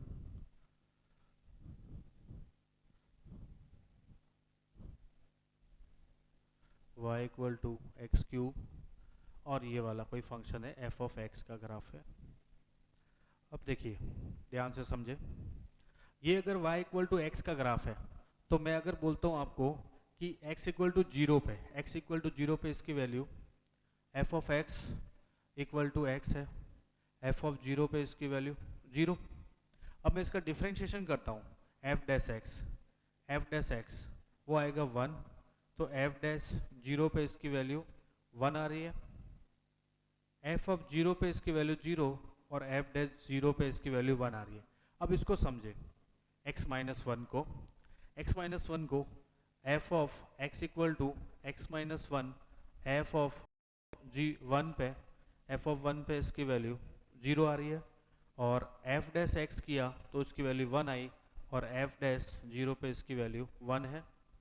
समझिए, f ऑफ वन पे इसकी value zero, f dash one पे इसकी वैल्यू जीरो, ये y equal to f of x equal to x cube है, और f of zero equal to zero, f dash x ये बना आपका 3x² और एफ डैश जीरो पे इसकी वैल्यू जीरो। अभी ये क्यों बताना चाह रहा हूँ उसको समझे। ये एफ ऑफ एक्स देखिए, एफ ऑफ एक्स के अंदर एफ ऑफ एक्स पे एक्स इक्वल टू जीरो पे इसकी वैल्यू जीरो आ रही है, एफ डैश एक्स फाइंड किया 1, एफ डैश जीरो पे इसकी वैल्यू 1। अब इसका मैं मॉडुलस वाला ग्राफ बनाता हूँ, y इक्वल टू एक्स का y equal to modulus of x का ग्राफ बनाता हूँ। वो ग्राफ कुछ ऐसा बनेगा, ध्यान दीजिए। क्या ये ग्राफ जीरो पे डिफरेंशिएबल है? At zero non differentiable, non differentiable, ठीक है। ये ग्राफ देखिए x इक्वल टू 1 पे, इसका मैं अगर मॉडुलस ऑफ x माइनस 1 का ग्राफ बनाता हूँ, मॉडुलस ऑफ x माइनस 1 का ग्राफ, तो ये ग्राफ कुछ ऐसा बनेगा। अब मैं बोल सकता हूँ इस पॉइंट पे नॉन डिफरेंशिएबल, इसका एक्स क्यूब का मॉडुलस एक्स क्यूब का ग्राफ कुछ इस तरह का ग्राफ आएगा ऐसा, और ये ऐसा बन जाएगा एक्स क्यूब का ग्राफ। तो क्या मैं बोल सकता हूँ कि ये वैल्यू क्या हो जाएगी? डिफरेंशिएबल, डिफरेंशिएबल है ये एक्स इक्वल टू जीरो पे। अब ध्यान दीजिए, अब इन सभी ग्राफ से आपको क्या समझ में आ रहा है? हमको ये समझ में आ रहा है कि एफ ऑफ एक्स की वैल्यू किसी पॉइंट पे जीरो आ रही है और उसी पॉइंट पे उसके एफ डैश एक्स की वैल्यू दोनों अलग अलग आ रही है, एक जीरो एक नॉन जीरो। तो उस पॉइंट पे मॉडुलस ऑफ एक्स है, मॉडुलस ऑफ एफ एक्स है, वो नॉन डिफरेंशिएबल होता है। फिर से समझाता हूँ आपको, क्या कि एफ ऑफ एक्स, ये एफ ऑफ एक्स का ग्राफ है, वो किसी पॉइंट पे इसकी वैल्यू जीरो आ रही है और उसके एफ डैश एक्स का ग्राफ, एफ डैश एक्स उसी पॉइंट पे जीरो नहीं आ रहा है, कुछ फाइनाइट वैल्यू आ रही है। तो मॉडुलस ऑफ एक्स है उस पॉइंट पे नॉन डिफरेंशिएबल होता है। इसमें समझिए, एफ ऑफ एक्स का ग्राफ, एफ ऑफ एक्स का ग्राफ एक्स इक्वल टू 1 पे जीरो हो रहा है और एफ डैश एक्स जीरो पे 1 हो रहा है। मतलब एफ ऑफ एक्स है वो किसी पॉइंट पे जीरो हो रहा है और एफ डैश एक्स उसी पॉइंट पे नॉन जीरो हो रहा है, तो उस पॉइंट पे मॉडुलस ऑफ एक्स है वो नॉन डिफरेंशिएबल होता है। यहाँ समझिए, एफ ऑफ एक्स है जीरो पे जीरो हो रहा है और एफ डैश एक्स उसी पॉइंट पे ये भी जीरो हो रहा है, मतलब एफ ऑफ एक्स भी जीरो, एफ डैश एक्स भी जीरो, सेम पॉइंट पे। तो उस पॉइंट पे एफ ऑफ एक्स का मॉडुलस ऑलवेज डिफरेंशिएबल होता है। समझो फिर से, एफ ऑफ एक्स जीरो हो रहा है किसी पॉइंट पे, एफ डैश एक्स उसी पॉइंट पे जीरो हो रहा है, तो मॉडुलस एफ ऑफ एक्स है वो डिफरेंशिएबल हो जाएगा उसी पॉइंट पे। लेकिन एफ ऑफ एक्स अगर जीरो है और एफ डैश एक्स उसी पॉइंट पे नॉन जीरो है, तो मॉडुलस एफ ऑफ एक्स उस पॉइंट पे नॉन डिफरेंशिएबल होता है। ये सारी कहानी है। अगर आपको ये समझ में आ गई है तो इस थियोरी को हम लोग लिखते हैं। थियोरी को लिखने के बाद इसको समझते हैं।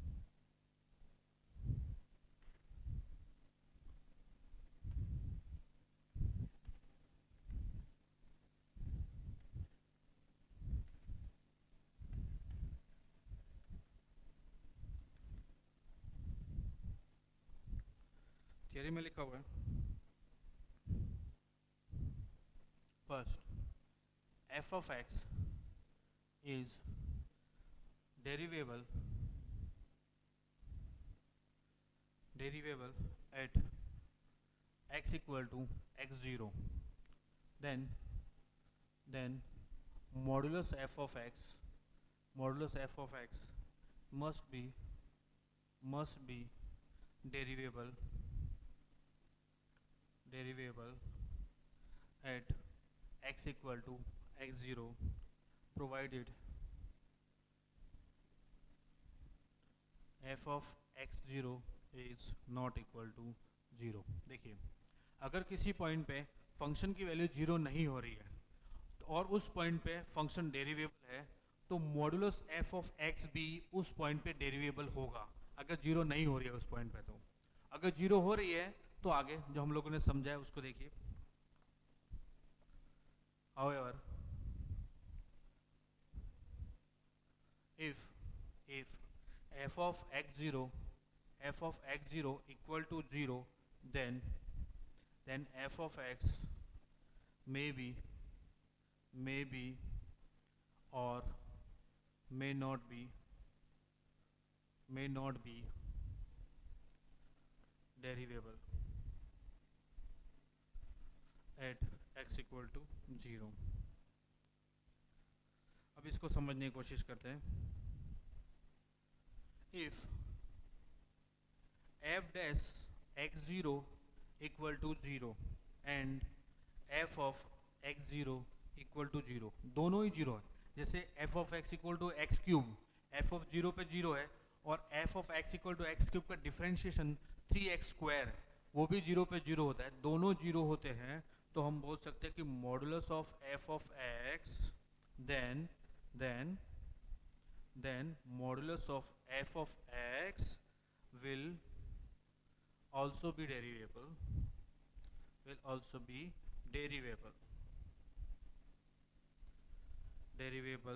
at x equal to x0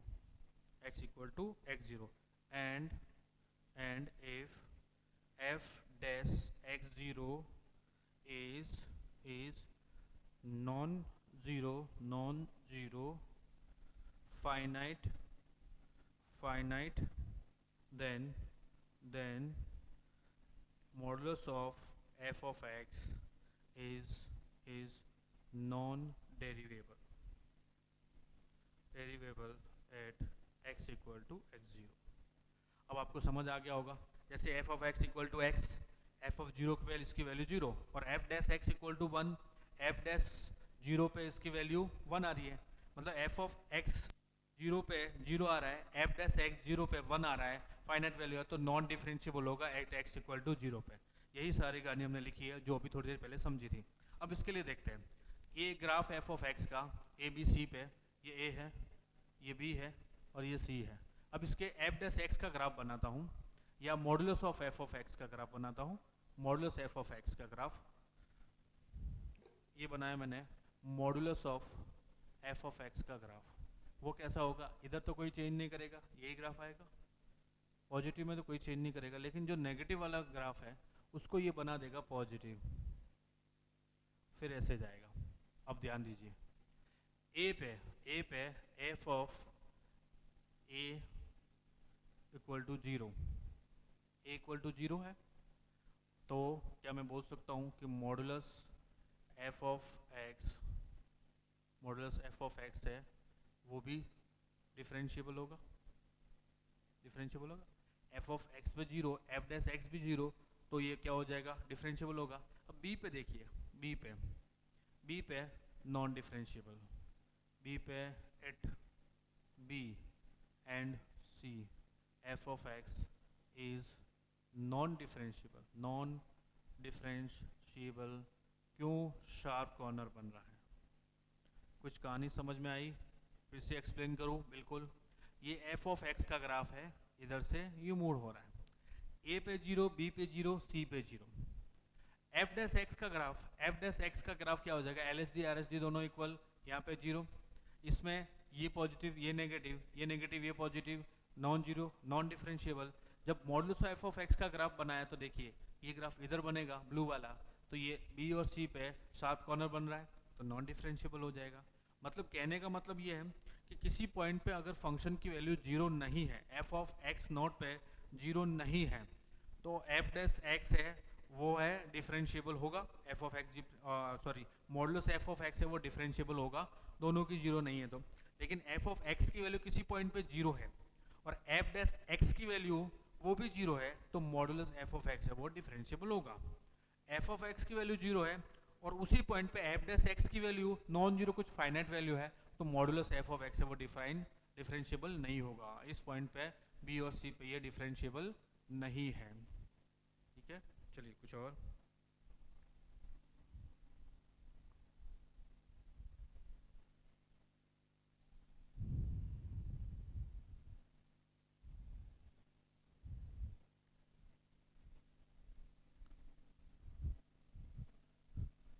differentiability in interval,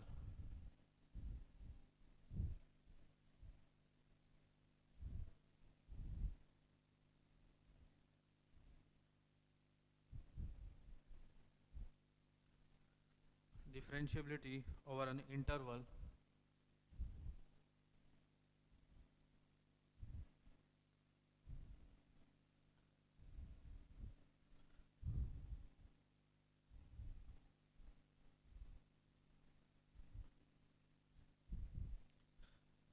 ऐसे इंटरवल के अंदर फंक्शन डिफरेंशिएबल कब होगा? अगर मैं ओपन इंटरवल की बात करूं, open interval a to b function differentiable है या नहीं है, तो ये कैसे पता चलेगा?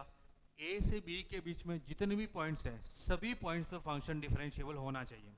मतलब a से b तक लेकर जितने भी पॉइंट्स सभी पॉइंट पे LHD और RHD दोनों इक्वल होगी, तभी पूरे interval a to b open interval में फंक्शन डिफरेंशिएबल होगा।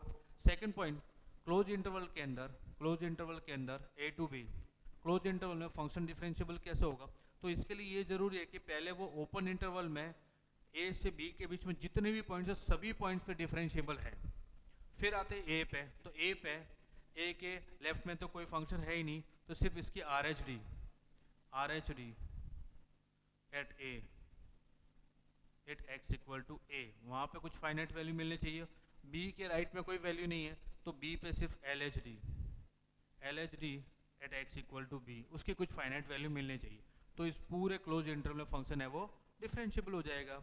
a और b के बीच में तो ऑलरेडी डिफरेंशिएबल है, a पे उसकी राइट हैंड डेरिवेटिव वो फाइनाइट वैल्यू है, b पे left hand derivative finite value, तो फंक्शन पूरा क्लोज इंटरवल a से b के बीच में डिफरेंशिएबल हो गया। अब इस थियरी को हम लोग लिख लेते हैं। f of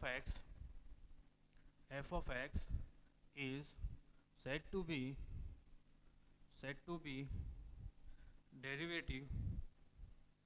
derivable over an open interval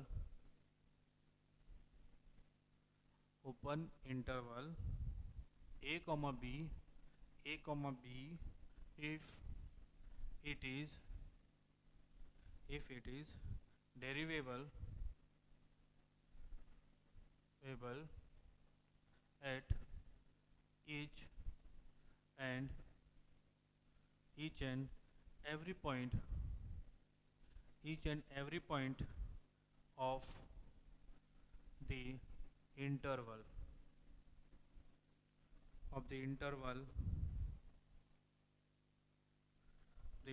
f of x is said to be derivable over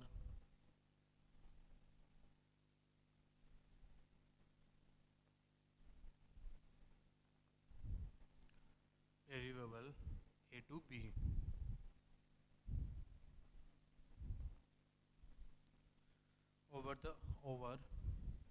derivable over the closed interval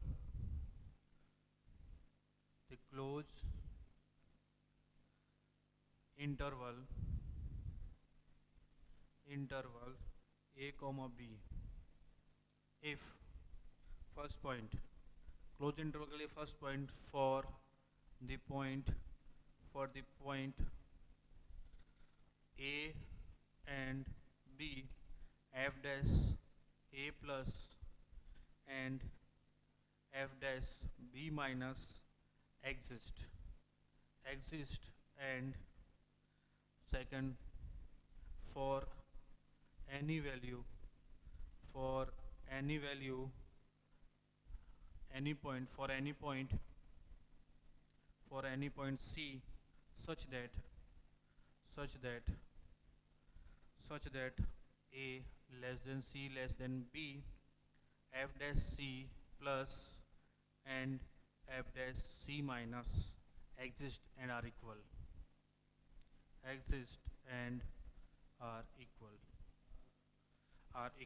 अब देखिए ये क्या चीज है।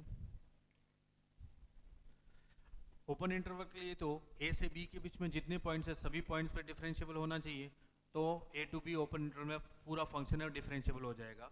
क्लोज इंटरवल में a टू b डिफरेंशिएबल होना ही चाहिए, मतलब a से b के बीच में जितने भी पॉइंट्स है सभी पॉइंट्स पे LHD और RHD एग्जिस्ट होने चाहिए और इक्वल होने चाहिए, और a पे राइट हैंड डेरिवेटिव b पे लेफ्ट हैंड डेरिवेटिव है वो एग्जिस्ट होने चाहिए।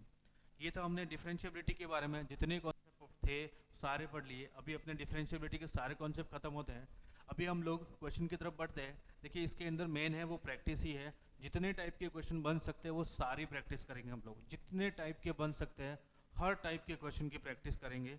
अब आप लोगों को कॉन्सेप्ट समझ में आ गया है, कॉन्सेप्ट जितने टाइप के क्वेश्चन पूछे उतने टाइप के क्वेश्चन हम लोग डिस्कस कर लेते हैं, बाकी प्रैक्टिस आपको करनी है। चलिए एक क्वेश्चन करके देखते हैं। Find LHD and RHD of f of x equal to log of x at x equal to 1। चलिए एक ये क्वेश्चन हम लोग कर लेते हैं पूरा मेथड से, फिर आपको मेथड समझ में आ जाएगा। उसके बाद कल से हम लोग जो इस पर क्वेश्चन करने वाले डिफरेंशिएबिलिटी है वो शॉर्ट ट्रिक से करेंगे, सीधा डिफरेंशिएबल करके लेफ्ट और राइट में वैल्यू पुट करके और फाइंड करेंगे। उसमें पूरी मेथड हम लोग फॉलो नहीं करेंगे क्योंकि आपको बोर्ड में तो लगभग इतने टाइप के क्वेश्चन ही पूछे जाते हैं, जेईई में जो क्वेश्चन पूछे जाते हैं उसमें पूरा मेथड फॉलो नहीं करते हैं। देखिए इसको कैसे सॉल्व करेंगे।